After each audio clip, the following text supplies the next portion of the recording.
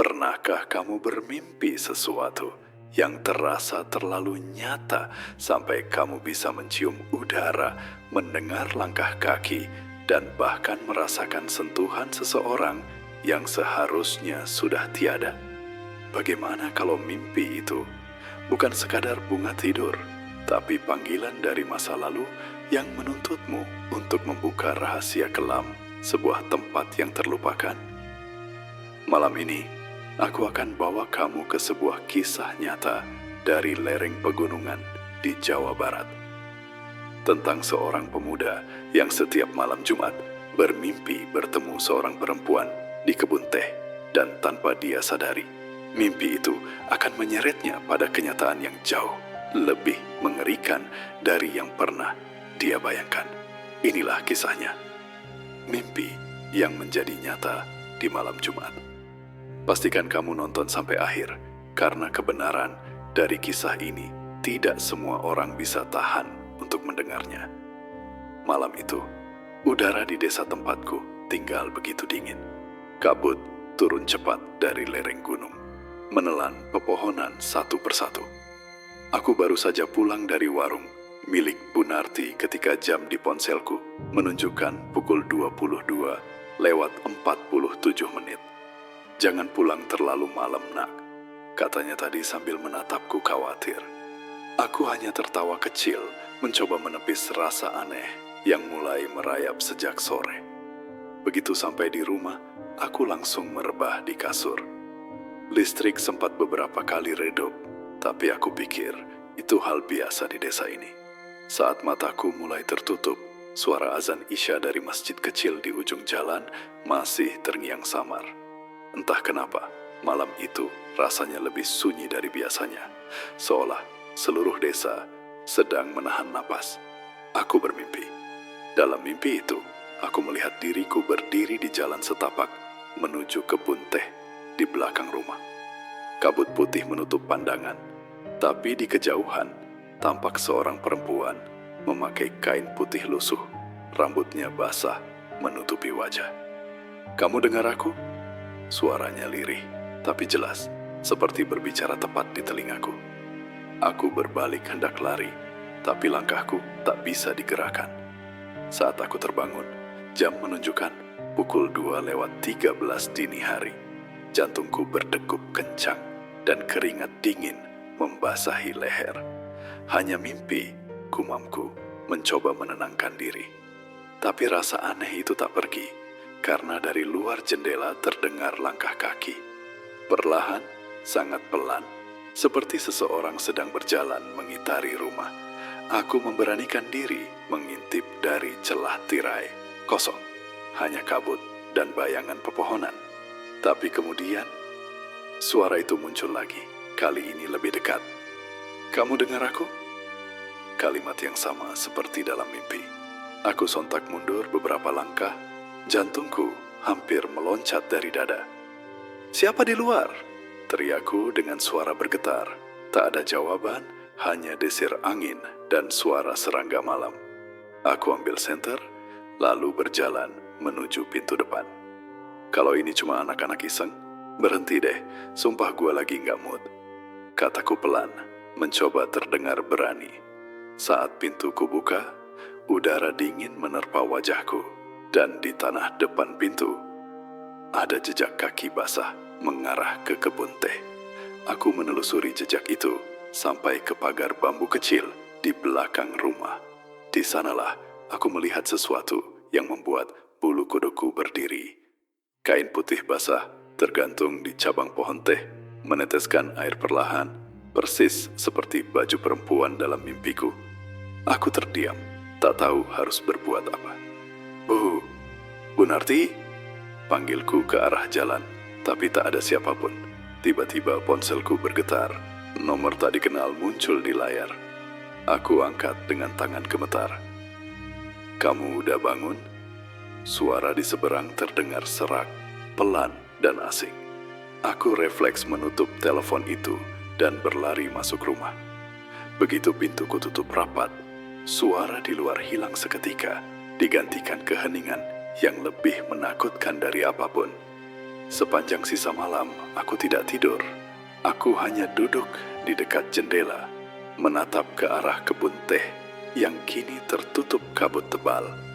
Di kepalaku, kalimat itu terus berulang, seperti gema dari dunia lain. Kamu dengar aku? Entah siapa dia, entah apa yang sebenarnya terjadi malam itu. Tapi aku tahu satu hal, mimpi itu bukan sekadar mimpi. Sesuatu telah memanggilku, dan malam Jumat ini baru saja dimulai. Pagi itu matahari belum sepenuhnya muncul ketika aku keluar rumah. Udara dingin masih menusuk kulit, dan kabut pagi menutup hampir seluruh kebun teh di belakang rumah. Aku menatap tanah yang semalam basah, tapi jejak kaki yang kulihat kini sudah lenyap. Hanya tersisa bekas lumpur samar dan ranting patah. Aneh banget. Padahal tadi malam jelas banget kelihatan, gumamku sendiri. Aku berjalan ke arah pohon tempat kain putih tergantung, tapi kain itu juga sudah tak ada. Hanya dahan basah dan beberapa helai benang putih tersangkut di ranting. Aku memegangnya perlahan. Kayak bekas kain lama, pikirku. Tapi kenapa bisa sama persis seperti yang kulihat dalam mimpi? Rasa merinding mulai menjalar dari tengkuk ke seluruh tubuh. Dari kejauhan, terdengar suara sapaan. "Pagi, Nak. Ngapain ke kebun sepagi ini?" Itu suara Pak Darto, penjaga kebun yang rumahnya tak jauh dari sana. Aku menoleh dan mencoba tersenyum. "Cuman lihat-lihat aja, Pak. Tadi malam kayaknya ada yang lewat ke sini," jawabku. Pak Darto mengernyit. "Lewat? Tengah malam?" Ia menatapku dengan pandangan serius. "Kamu mimpi kali, udara dingin bikin halu." Aku tertawa kecil, meski dalam hati tahu itu bukan halusinasi. Mungkin juga, Pak. Tapi sebelum aku sempat pergi, Pak Darto menambahkan sesuatu yang membuatku terdiam. "Kamu jangan sering ke kebun ini malam-malam.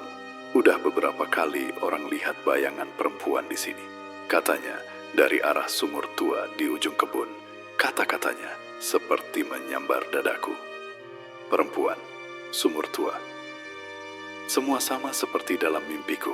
Siangnya, aku pergi ke rumah Bu Narti untuk beli kopi. Ia menatapku heran. "Kamu pucat, Nak? Sakit?" tanyanya. Aku menggeleng. "Enggak, Bu. Cuman semalam, kayak ada yang aneh di rumah. Ada suara, terus..." Belum sempat aku lanjut, Bu Narti langsung memotong. "Jangan bilang kamu dengar suara perempuan." Aku terkejut. "Iya, Bu." Dari luar jendela, ia langsung menatapku lama tanpa bicara. Setelah beberapa detik, ia bicara pelan. "Udah lama nggak ada yang ngalamin itu lagi." Aku menelan ludah. "Itu maksudnya apa, Bu?" Ia menarik napas berat. "Dulu, sebelum kamu pindah ke sini, ada gadis desa yang hilang di kebun teh itu. Namanya Sri. Malam Jumat juga, katanya terakhir dilihat jalan sendirian ke arah sumur." Aku terpaku. Perasaan dingin mengalir di punggungku. "Terus, ketemu nggak, Bu?" tanyaku pelan. "Enggak, cuman bajunya aja yang ditemukan." Basah, aku memandangi wajah Bu Narti yang kini tampak muram. "Mimpi kamu jangan-jangan bukan mimpi?" Ia berbisik nyaris tak terdengar. Aku terdiam. Tak tahu harus menjawab apa. Di luar, angin bertiup pelan, menggoyangkan daun teh di kejauhan seperti melambaikan tangan seseorang yang tak terlihat. Malamnya, aku mencoba tidur lebih awal. Tapi saat menutup mata, bayangan kain putih di dahan pohon terus muncul di kepala. Jam dinding berdetak lambat.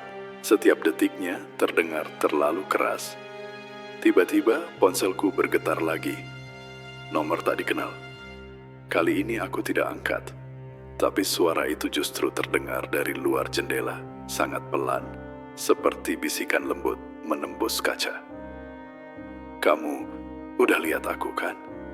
Aku tersentak bangun, langsung menyalakan lampu.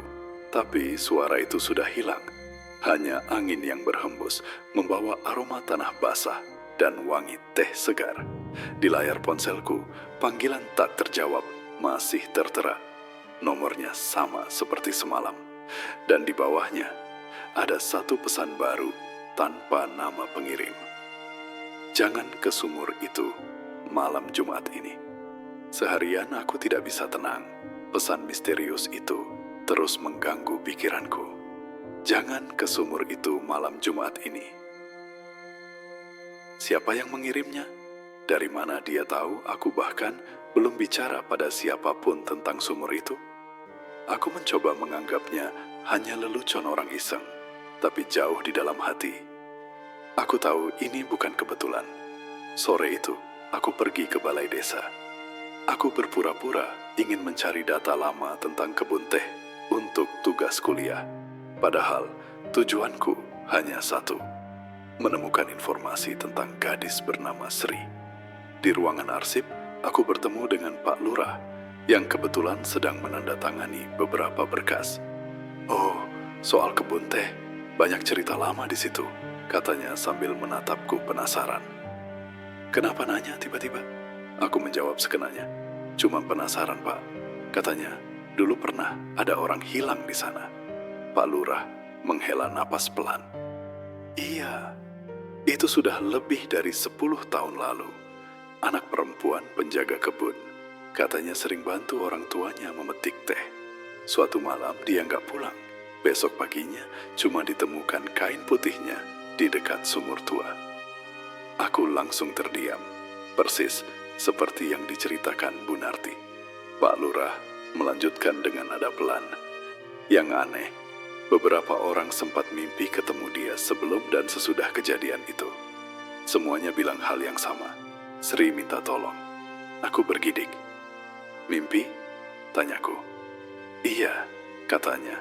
"Kalau mimpi itu datang di malam Jumat, berarti Sri sedang mencoba bicara pada seseorang." Aku pamit dengan alasan harus pulang cepat. Tapi langkahku terasa berat. Setiap kali aku berjalan melewati kebun, angin selalu membawa bisikan halus, seperti seseorang memanggil namaku dari kejauhan. Sore itu langit mendung dan kabut mulai turun lebih awal. Aku berhenti di tepi jalan setapak, menatap ke arah sumur yang samar tertutup semak. Entah kenapa, ada dorongan kuat dalam diriku untuk mendekat. "Gila aja kalau aku ke sana," bisikku pada diri sendiri. Tapi langkah kakiku justru bergerak maju. Setiap langkah menimbulkan suara ranting patah, dan semakin dekat, udara semakin dingin. Ketika akhirnya aku tiba di depan sumur, aroma lembab bercampur tanah tua langsung menyergap. Batu-batu di sekelilingnya dipenuhi lumut, dan di pinggirnya tergeletak sesuatu. Potongan kain putih yang basah.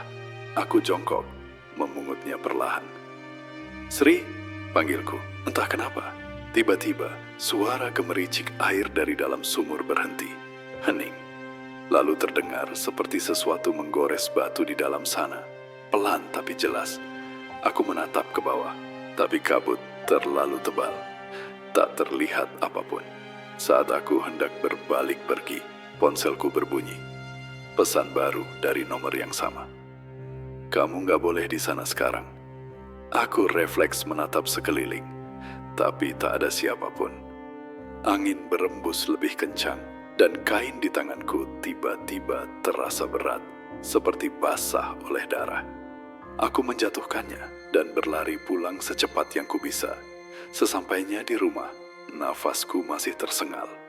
Saat kuletakkan ponsel di meja, notifikasi muncul lagi. Kali ini bukan pesan, tapi foto. Foto itu menampilkan sumur tua yang baru saja kudatangi. Di pinggirnya, terlihat bayangan seorang perempuan berdiri menghadap ke kamera. Rambut panjang menutupi wajah, bajunya putih lusuh, dan di bagian bawah foto ada teks samar. "Kamu udah lihat aku, sekarang gantian aku lihat kamu." Aku menjatuhkan ponsel, tubuhku gemetar.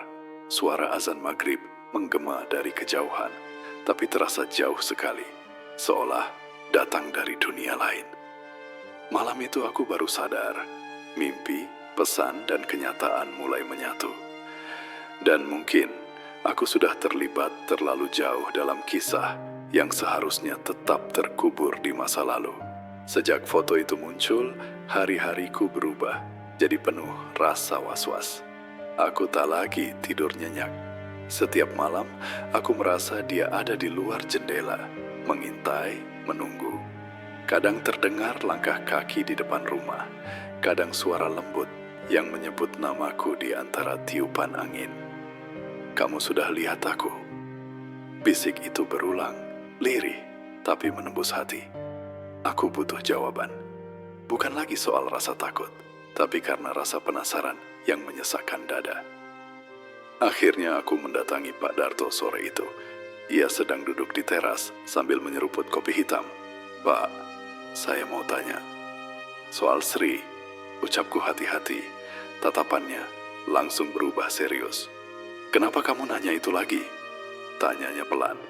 Aku mengeluarkan ponsel dan menunjukkan foto yang kuterima. Wajah Pak Darto langsung pucat. Ia menatap foto itu lama, lalu berkata dengan nada rendah, "Itu sumur belakang Blok B. Cuman orang lama yang tahu jalur ke sana. Kamu jangan bilang kamu udah ke sana." Aku menelan ludah. Saya cuma lihat dari jauh, bohongku. Pak Darto berdiri, berjalan ke dalam rumah, lalu keluar membawa sebuah tas kecil berisi botol air dan kain kuning.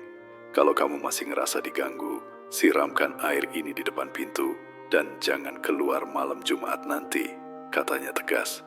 "Kalau kamu masih mimpi, jangan jawab apapun dalam mimpi itu." Aku bingung. Maksudnya jangan jawab? Ia menatapku tajam. "Kalau kamu jawab, dia bakal tahu kamu bisa dengar dia." Sebelum aku pulang, ia menambahkan satu hal yang membuat dadaku makin berat. Dulu, orang terakhir yang ngaku mimpi dipanggil Sri hilang sebelum subuh. Aku diam, tidak tahu harus berkata apa. Malamnya, aku menyalakan semua lampu rumah. Angin dari luar terasa dingin, membawa aroma tanah basah dari kebun. Jam menunjukkan pukul 23.00. Aku mencoba fokus menulis sesuatu di laptop, tapi tiba-tiba layar bergetar. Foto yang sama muncul lagi, tanpa aku buka. Kali ini ada tambahan teks di bawahnya. "Kenapa kamu bohong?" Tanganku gemetar. Aku menutup laptop, tapi tiba-tiba lampu di ruang tamu padam. Hanya cahaya dari luar jendela yang tersisa, dan di antara kabut samar, aku bisa melihat siluet seseorang berdiri di kebun. Ia tidak bergerak, hanya berdiri diam menatap ke arah rumah. Aku menatap balik, jantungku berdegup tak karuan. "Sri," ucapku spontan. Begitu aku bicara, semua terasa berhenti. Angin mendadak hilang, suara malam terhenti, dan suasana menjadi beku. Di luar sana, sosok itu mulai berjalan mendekat. Langkahnya lambat tapi pasti. Aku langsung mundur, menutup tirai, dan berlari ke kamar sambil mengunci pintu. Tapi baru saja aku menempelkan telinga di pintu, suara dari balik kayu itu berbisik pelan. "Kamu udah jawab?" Aku mundur gemetar, lalu ingat air dari Pak Darto. Aku siramkan sedikit di depan pintu sambil berdoa sekenanya. Seketika suhu ruangan berubah, lebih hangat, lebih tenang. Suara di luar perlahan hilang, tapi di kaca jendela samar-samar masih terlihat bekas tangan basah menempel. Pagi harinya, aku pergi ke rumah Bu Narti dengan wajah pucat. "Kamu jawab dia ya?" tanyanya tanpa aku sempat bicara. Aku hanya mengangguk pelan. Ia menghela napas dalam-dalam. "Sekarang dia tahu kamu bisa dengar dia. Dia bakal datang lagi malam Jumat ini. Tapi kali ini bukan cuma lewat mimpi aku terdiam. Rasanya dada seperti ditindih batu besar. Dan untuk pertama kalinya, aku sadar mimpi yang menjadi nyata itu belum berakhir. Justru baru saja akan dimulai." Hari-hari menjelang malam Jumat terasa panjang. Setiap sore, langit di atas kebun teh selalu dipenuhi awan kelabu. Seolah alam pun tahu sesuatu yang buruk akan terjadi. Aku mencoba menenangkan diri dengan rutinitas, membuat kopi, membaca buku. Tapi pikiran selalu kembali pada satu hal. Malam itu akan datang, dan aku sudah menjawab panggilannya. Sore menjelang maghrib, aku kembali ke rumah Pak Darto untuk meminta nasihat. Ia tampak lebih cemas dari biasanya. "Kamu masih simpan air itu?" tanyanya cepat. Aku mengangguk. "Iya Pak, tapi saya takut malam ini bakal datang lagi." Ia menatapku lama, lalu berkata, "Kalau dia datang, jangan lari. Dengarkan, tapi jangan biarkan dia menyentuh kamu. Dia cuma mau didengar." Kalimat itu terus terngiang, bahkan saat aku berjalan pulang, melewati kebun yang diselimuti kabut tipis. Sekitar pukul 9 malam, listrik sempat padam beberapa kali. Aku duduk di ruang tamu dengan lilin menyala, mencoba menenangkan napas. Suara jangkrik di luar mendadak hilang, berganti kesunyian total. Dan di tengah keheningan itu, terdengar ketukan pelan di pintu depan. Tok, tok, tok. Suaranya ritmis, pelan, dan sabar, seperti seseorang yang tahu aku sedang mendengarnya. "Siapa di luar?" tanyaku, berusaha tenang. Tidak ada jawaban, tapi ketukan itu terdengar lagi. Kali ini di jendela. Aku berdiri perlahan, mendekat, dan di balik kaca, samar, kulihat sosok perempuan berambut panjang, berdiri di tengah kabut. Kain putihnya meneteskan air, dan dari wajahnya yang tertutup rambut, aku bisa mendengar suara pelan, seperti tangis yang ditahan. "Tolong aku," katanya lirih. Aku membuka sedikit jendela, hanya cukup untuk berbicara.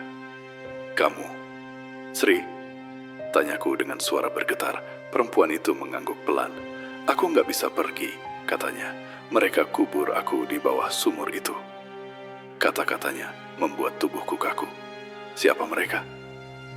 tanyaku cepat, tapi sebelum dia menjawab, suara lain terdengar dari arah kebun. Langkah kaki lebih dari satu orang mendekat cepat. Sosok Sri tiba-tiba menoleh ke arah kebun, lalu menatapku lagi dengan panik. Mereka datang. Aku menutup jendela dan mematikan lilin. Dari celah tirai, kulihat 3 bayangan bergerak di antara semak.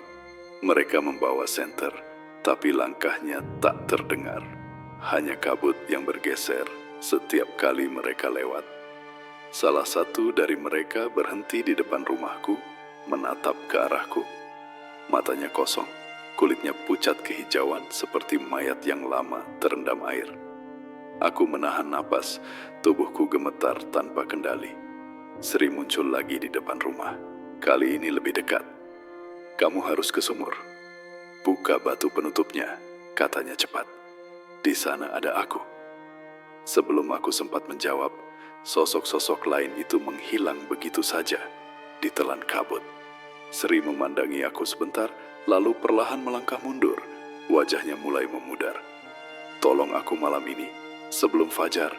Suaranya nyaris hilang, dan dalam sekejap, ia lenyap bersama kabut yang turun makin tebal. Aku terduduk di lantai, mencoba memahami semuanya. Suara angin menembus celah genteng, membawa aroma tanah basah dan wangi teh yang menusuk. Aku sadar, kalau yang dia katakan benar, maka kebenaran tentang Sri masih terkubur di bawah sumur tua itu. Dan malam ini adalah satu-satunya kesempatan untuk mengakhirinya. Tapi bagaimana kalau itu jebakan? Bagaimana kalau yang menungguku di sana bukan arwah yang minta tolong, melainkan sesuatu yang jauh lebih gelap? Aku menatap keluar ke arah kebun teh yang diselimuti kabut pekat. Jauh di ujung sana, samar terlihat bayangan perempuan berdiri di dekat sumur, menatap lurus ke arah rumahku. Dan kali ini, meski seluruh tubuhku gemetar, aku tahu, aku harus pergi. Aku melangkah keluar rumah dengan senter di tangan. Kabut malam semakin tebal, seolah-olah menutupi jalan yang akan kulewati. Udara begitu dingin, sampai napasku keluar seperti asap. Setiap langkah di tanah berembun itu terasa berat, tapi sesuatu di dalam diriku mendorong terus maju. Aku tahu, malam ini semuanya harus berakhir. Suara jangkrik lenyap, digantikan desiran angin yang membawa aroma tanah basah. Dari kejauhan, samar terlihat sumur tua di tengah kebun teh. Aku mempercepat langkah. Batu-batu di sekelilingnya tampak berlumut, dan permukaan sumur ditutupi lempengan batu besar. Aku berlutut, menyorotkan cahaya senter ke arah batu itu. Ada bekas sidik jari, tapi bukan satu, banyak, seperti tangan-tangan yang pernah mencoba keluar dari sana. Aku menelan ludah. "Sri, kamu di sana?" Suaraku pelan, nyaris tak terdengar. Tak ada jawaban, hanya suara air menetes dari dalam. Tiba-tiba, dari balik kabut, terdengar langkah kaki mendekat. Aku menoleh cepat. Senterku tujukan ke arah suara, tapi tak ada siapapun. Ketika kembali menatap ke sumur, batu penutup itu sedikit bergeser, padahal aku belum menyentuhnya. "Buka!" Suara lembut itu muncul lagi dari bawah tanah. "Buka, tolong aku." Tanganku gemetar, tapi aku dorong batu itu perlahan. Begitu terbuka separuh, hawa dingin menyeruak keluar, membawa bau besi berkarat dan sesuatu yang lebih tajam, bau darah lama. Aku menyorotkan senter ke dalam. Gelap. Tapi di dasar sumur, aku melihat sesuatu berkilau, seperti kain putih. Aku memutuskan menuruni dinding batu perlahan dengan bantuan akar yang menjulur dari atas. Jantungku berdebar keras di setiap langkah. Semakin ke bawah, udara makin pengap. Cahaya senter menyorot dinding yang dipenuhi bekas goresan. Ada tulisan samar di antara lumut. Aku tidak tenggelam. Mereka dorong aku. "Astagfirullah," bisikku, nyaris kehilangan suara. Saat kakiku hampir mencapai dasar, sesuatu bergerak di air. Gelombang kecil muncul, dan dari kegelapan, tangan pucat menyembul ke permukaan. Aku menjerit, tapi tangan itu hanya diam, menggantung, seolah menunggu untuk disentuh. "Kamu datang?" Suara lirih itu bergema dari segala arah. Aku nekat menyentuh tangan itu. Dingin, lembab, tapi nyata. Saat jemariku menyentuhnya, bayangan kilat menghantam kepala. Potongan gambar yang berkelebat cepat. Seorang gadis muda berlari di kebun malam hari. Sekelompok pria mengejarnya. Suara jeritan, lalu bunyi benda berat jatuh ke air. Semua terasa begitu nyata, seolah aku berada di sana. Tangan itu menggenggamku kuat-kuat, dan dalam sekejap aku bisa mendengar bisikan jelas di telingaku. "Mereka yang kubunuh, bukan aku." Aku terlempar ke belakang, nyaris kehilangan pegangan. Senterku jatuh ke air, cahaya berputar liar lalu padam. Dalam gelap total itu, aku bisa mendengar langkah kaki di atas sumur. Lebih dari satu orang. Mereka berbisik pelan, tapi aku mengenali salah satu suaranya. "Pak Darto." "Dia udah buka batunya," katanya. Suaranya datar, tapi dingin. Aku terdiam, tak berani bersuara. "Cepat, tutup lagi sebelum dia keluar." Bisik suara lain. Batu di atas sumur mulai bergeser. Aku panik, berusaha naik, tapi permukaan licin. "Pak Darto, saya di bawah," teriakku, tapi suara mereka malah berhenti, hening. Lalu Pak Darto berkata pelan, "Maaf nak, kamu nggak seharusnya tahu." Aku menatap ke atas, tapi yang terlihat hanya cahaya samar dari celah batu. Air mulai naik perlahan, dingin merayap di kakiku. Aku menatap ke sekeliling, mencari jalan keluar.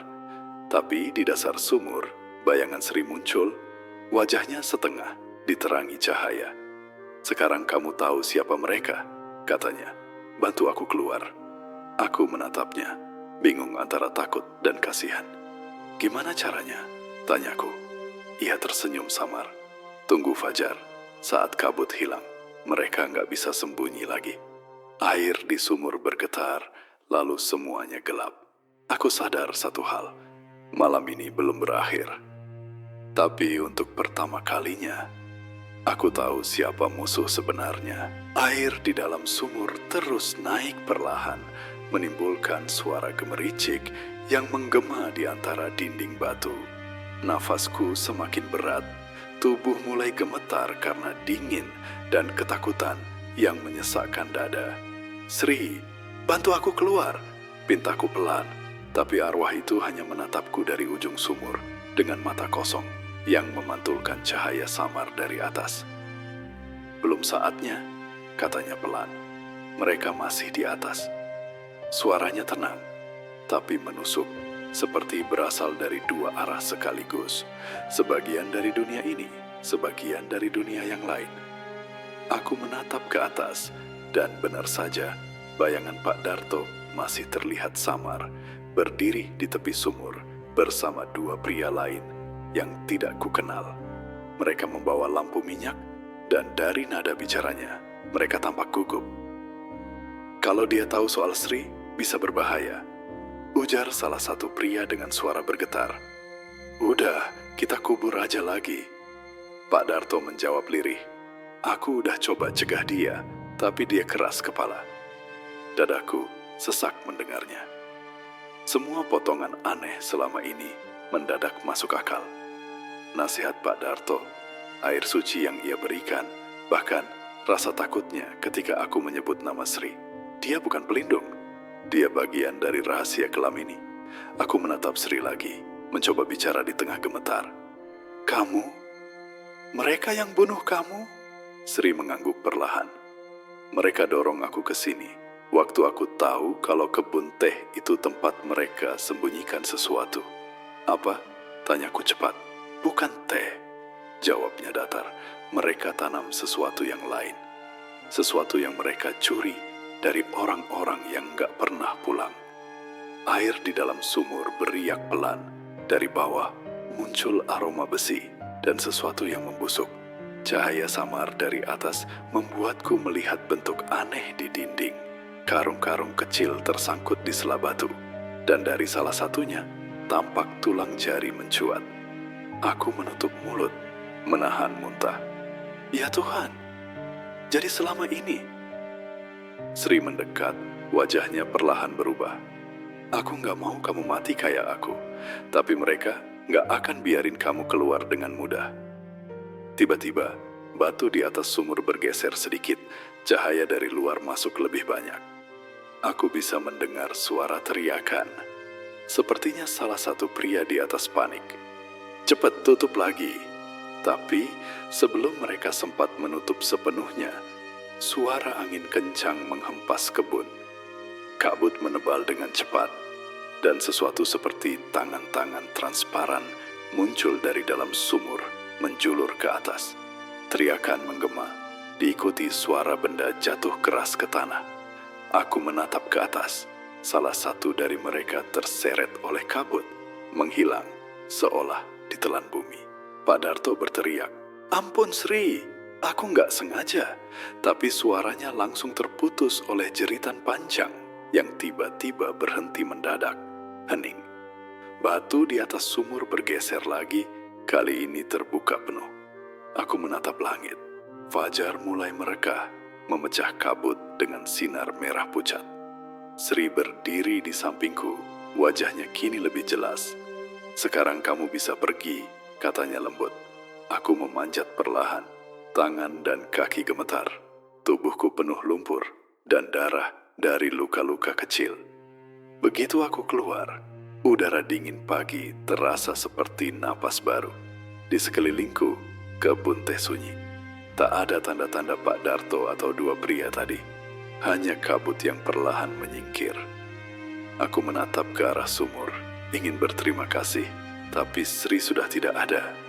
Hanya kain putihnya yang tersangkut di pinggir sumur, bergetar lembut ditiup angin. Aku duduk lemas di tanah, menatap matahari yang mulai naik perlahan dari balik pegunungan. Di ponselku yang penuh lumpur, notifikasi muncul lagi. Satu pesan baru dari nomor yang sama. "Terima kasih." Sekarang aku tenang. Aku menatap layar itu lama. Untuk pertama kalinya, air mataku menetes, bukan karena takut, tapi karena lega. Tapi ketika aku menatap kembali ke arah kebun teh, aku sadar kabut belum benar-benar pergi.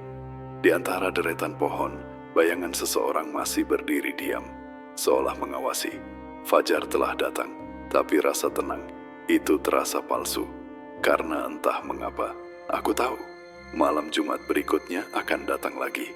3 hari berlalu sejak pagi berdarah itu. Aku masih tinggal di rumah warga di bawah kaki gunung, mencoba memulihkan diri.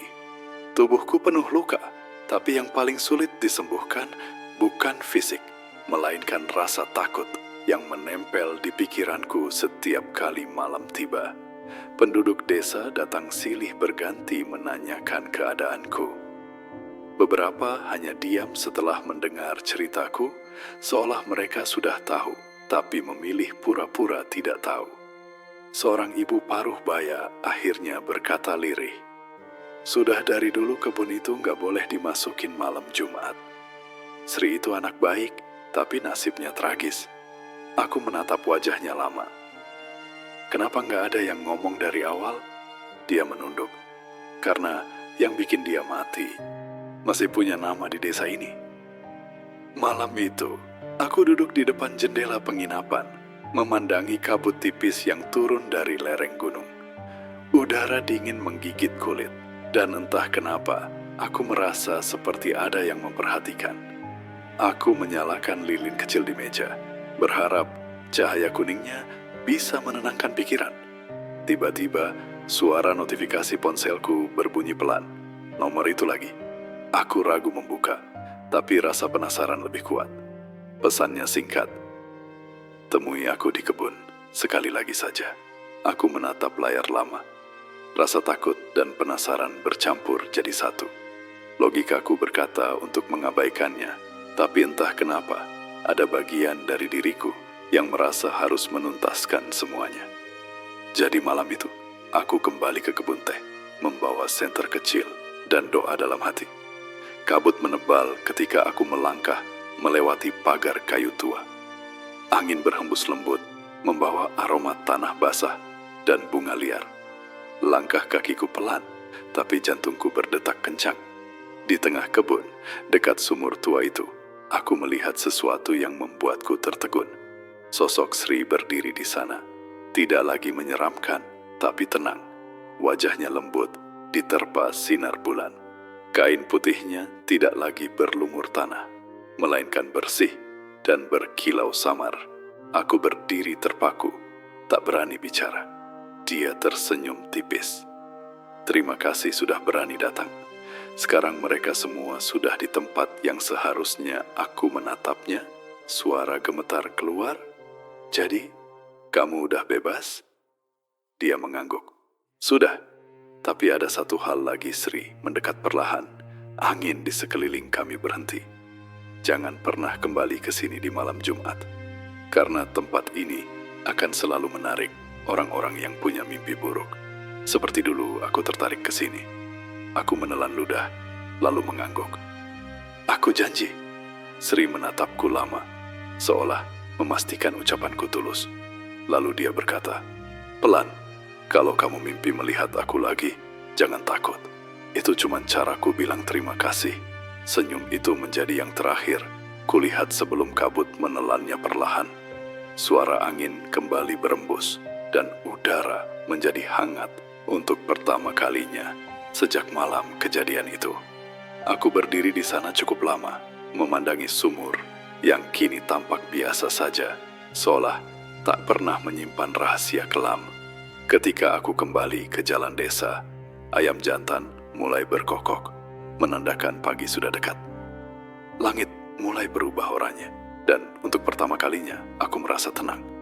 Aku tahu mimpi itu sudah berakhir, tapi di dalam hatiku ada rasa aneh, campuran antara kehilangan dan kedamaian. Sesampainya di penginapan, aku membuka ponselku lagi. Tidak ada pesan baru, tapi wallpaper yang semalam gelap kini berganti dengan foto kabun teh di bawah cahaya fajar. Foto yang tidak pernah aku ambil. Aku tersenyum pelan. "Selamat jalan, Sri." Dan entah kenapa, dari balik kabut gunung terdengar samar suara perempuan tertawa pelan, seperti angin yang menyapu dedaunan. Suara itu tidak menakutkan, lebih seperti ucapan perpisahan. Mimpi itu akhirnya berakhir. tapi kisahnya akan tetap hidup di antara kabut pegunungan, menunggu malam Jumat berikutnya untuk diceritakan kembali kepada siapapun yang berani mendengarnya. Kadang, yang datang lewat mimpi bukan selalu pertanda buruk. Mungkin itu cara arwah mencoba menyampaikan sesuatu, hal yang tak pernah sempat ia katakan semasa hidupnya.